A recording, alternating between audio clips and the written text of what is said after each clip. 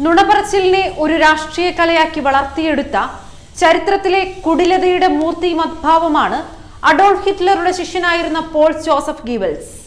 കൊച്ചു കൊച്ചു നുണകളെ പെരുന്നുണകളാക്കി ചിത്രീകരിച്ച് ഹിറ്റ്ലറിന്റെ അക്രമ പ്രവൃത്തികളെ സാധൂകരിച്ചു പോന്നിരുന്ന അദ്ദേഹം നാസി ജർമ്മൻ റിപ്പബ്ലിക്കിന്റെ ചാൻസലറുമായിരുന്നു. ഒരു നുണ 1000 പ്രാവശ്യം ആവർത്തിച്ചു പറഞ്ഞുകൊണ്ടിരുന്നാൽ അത് സത്യമായി പൊതുജനം വിശ്വസിച്ചുകൊള്ളും എന്നതായിരുന്നു ഗീബൽസിന്റെ പ്രഖ്യാപിത നയം. കുടിലബുദ്ധിയായ ഈ മനുഷ്യന്റെ സന്തതി പരമ്പരകളാണ് എറണാകുളം അങ്കമാലി അതിരൂപതയിലെ വിമത വിഭാഗം വൈദികരും അവരുടെ ആജ്ഞാനുവർത്തികളായ അൽമായ മുന്നേറ്റ കഴകാംഗങ്ങളും. നമ്മുടെ ജീവിതത്തിൽ ചതിയന്മാരെക്കാൾ കൂടുതൽ സൂക്ഷിക്കേണ്ടതും അകറ്റി നിർത്തേണ്ടതും എപ്പോഴും നുണകൾ മാത്രം തട്ടിമൂളിക്കുന്ന ഇക്കൂട്ടരെയാണ്. കാരണം ചതിയന്മാർക്ക് ഒറ്റത്തവണ മാത്രമേ ഒരുപക്ഷെ നമ്മെ വേദനിപ്പിക്കാൻ കഴിയൂ. എന്നാൽ നുണയന്മാർക്കാവട്ടെ അവർ പറഞ്ഞു കൂട്ടുന്ന നുണകൾ ഓരോ തവണ തിരിച്ചറിയപ്പെടുമ്പോഴും നമ്മെ ആഴത്തിൽ മുറിവേൽപ്പിച്ചുകൊണ്ടേയിരിക്കും. ഇതാണ് യാഥാർത്ഥ്യം. വിമതന്മാർ പറഞ്ഞുകൂട്ടിയ നുണകൾ എന്തൊക്കെയാണെന്ന് അറിയണ്ടേ?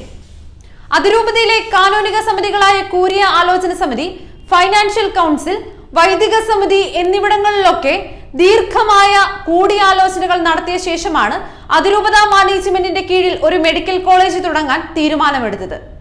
ഈ ആശയം പ്രായോഗികമാക്കുന്നതിന് വേണ്ടിയ ഇൻഫ്രാസ്ട്രക്ചർ സജ്ജമാക്കുന്നതിനായിട്ടാണ് എറണാകുളം മാർക്കറ്റ് റോഡിലുള്ള സൗത്ത് ഇന്ത്യൻ ബാങ്കിൽ നിന്ന് 58 കോടി രൂപ മുൻ സമിതി അംഗങ്ങളുടെ തീരുമാനപ്രകാരം വായ്പയെടുത്ത് മറ്റൂരിൽ 23 ഏക്കർ സ്ഥലം വാങ്ങിയത്.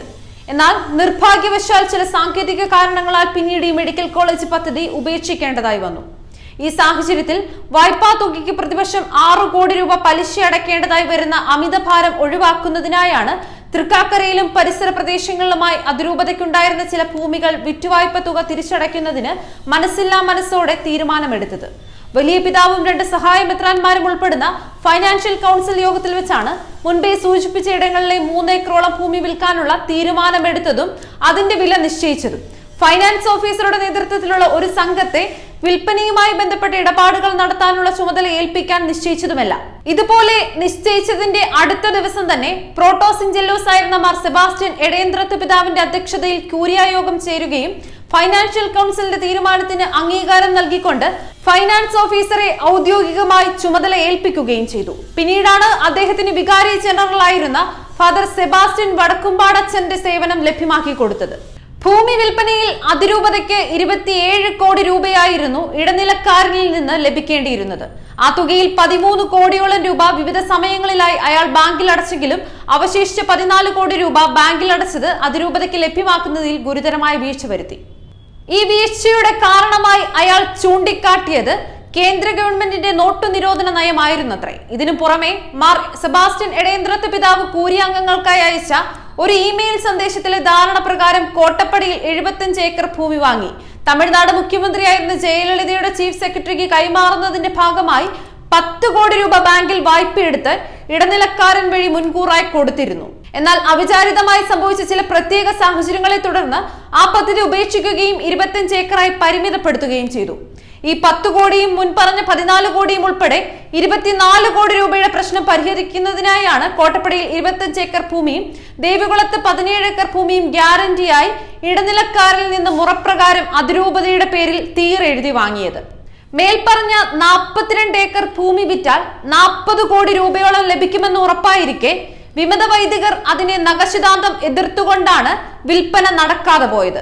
ഈ വസ്തുതകളെല്ലാം നന്നായി പഠിച്ചതിന്റെ വെളിച്ചത്തിലാണ് വത്തിക്കാനിലെ സുപ്രീം കോടതിയായ അപ്പസ്തോലിക് സിഞ്ഞത്തൂര വിമത വൈദികരുടെ പരാതിക്ക് അന്തിമ തീർപ്പ് കൽപ്പിച്ച് ഉത്തരവിറക്കിയത്.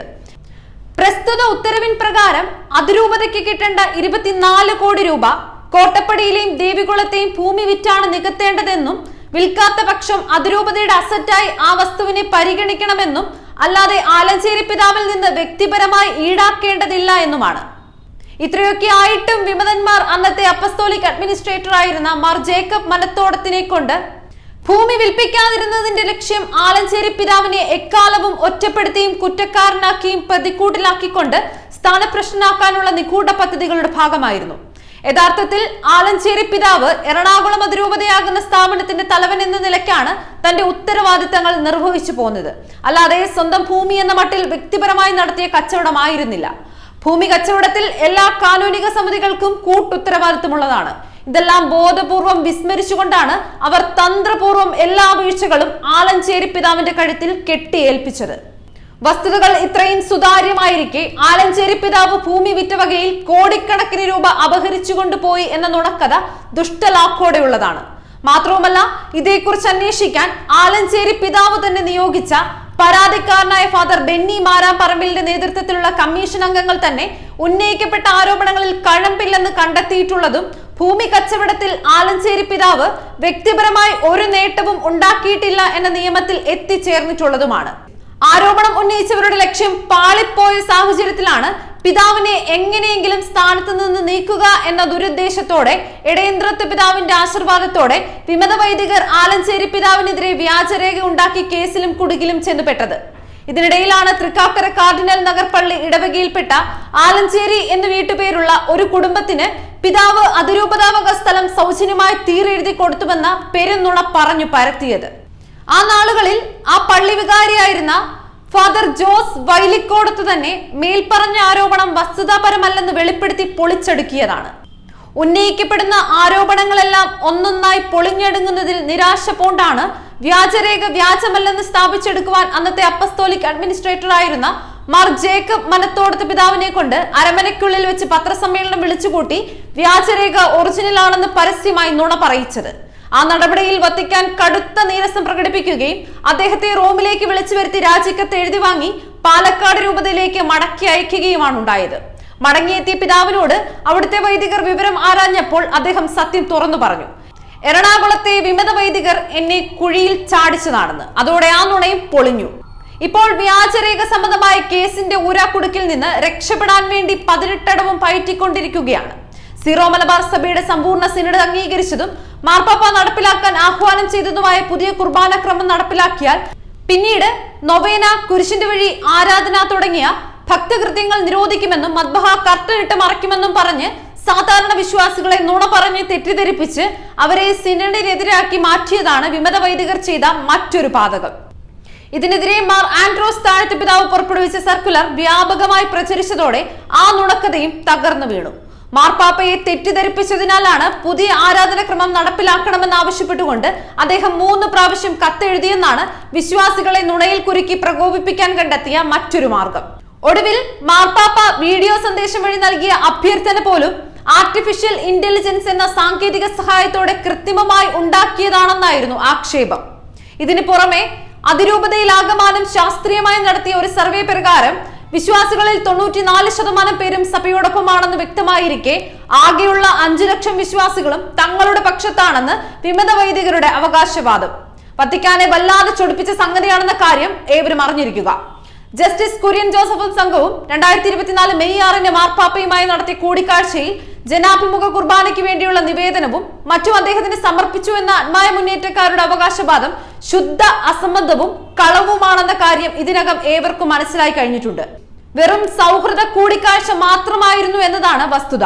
സമൂഹത്തിലെ ഉത്തരവാദിത്തപ്പെട്ട വ്യക്തികൾ എന്ന നിലയിൽ കത്തോലിക്ക സഭയോടും സീറോ മലബാർ സഭാ സിനഡിന്റെ തീരുമാനങ്ങളോടും വിധേയപ്പെട്ടും യോജിച്ചും അനുസരിച്ചും ജീവിക്കാൻ വിമത വൈദികരോടും അന്മായരോടും നിങ്ങൾ ഉദ്ബോധിപ്പിക്കാനാണ് മാർപ്പാപ്പ ആവശ്യപ്പെട്ടതെന്നാണ് അറിയാൻ കഴിഞ്ഞത്.